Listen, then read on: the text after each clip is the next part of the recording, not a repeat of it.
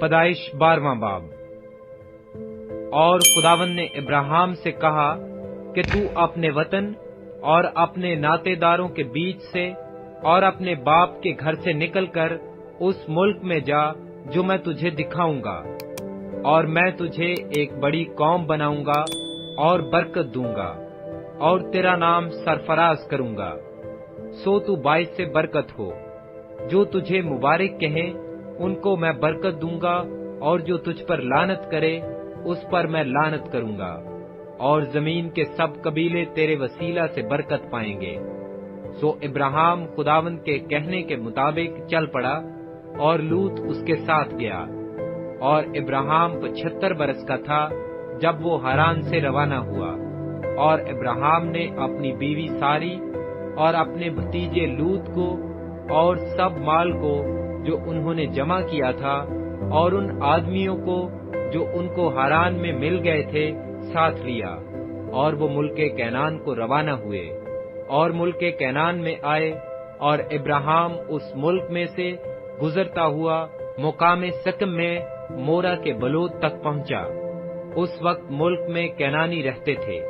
تب خداوند نے ابراہیم کو دکھائی دے کر کہا کہ یہی ملک میں تیری نسل کو دوں گا، اور اس نے وہاں خداوند کے لیے جو اسے دکھائی دیا تھا ایک قربان گاہ بنائی، اور وہاں سے کوچ کر کے اس پہاڑ کی طرف گیا جو بیت ال کے مشرق میں ہے، اور اپنا ڈیرا ایسے لگایا کہ بیت المغرب میں اور ای مشرق میں پڑا، اور وہاں اس نے خداوند کے لیے ایک قربان گاہ بنائی اور خداوند سے دعا کی۔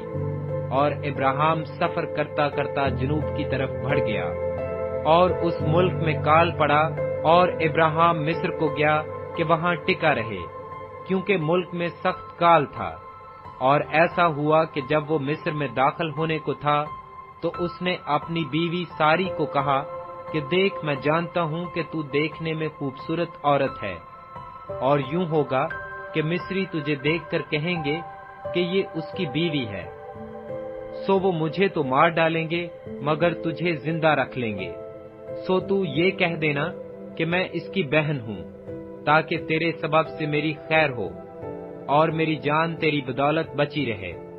اور یوں ہوا کہ جب ابراہیم مصر میں آیا تو مصریوں نے اس عورت کو دیکھا کہ وہ نہایت خوبصورت ہے، اور فرعون کے امراء نے اسے دیکھ کر فرعون کے حضور میں اس کی تعریف کی، اور وہ عورت فرعون کے گھر میں پہنچائی گئی، اور اس نے اس کی خاطر ابراہیم پر احسان کیا، اور بھیڑ بکریاں اور گائے بیل اور گدھے اور غلام اور لونڈیاں اور گدھیاں اور اونٹ اس کے پاس ہو گئے۔ پر خداوند نے فرعون اور اس کے خاندان پر ابراہیم کی بیوی سارہ کے سبب سے بڑی بڑی بلائیں نازل کی۔ تب فرعون نے ابراہیم کو بلا کر اس سے کہا کہ تو نے مجھ سے یہ کیا کیا؟ تو نے مجھے یہ کیوں نہ بتایا کہ یہ تیری بیوی ہے؟ تو نے یہ کیوں کہا کہ یہ میری بہن ہے؟ اس لیے میں نے اسے لیا کہ وہ میری بیوی بنے۔ سو دیکھ، تیری بیوی حاضر ہے، اس کو لے اور چلا جا۔ اور فرعون نے اس کے حق میں اپنے آدمیوں کو ہدایت کی، اور انہوں نے اسے اور اس کی بیوی کو اس کے سب مال کے ساتھ روانہ کر دیا۔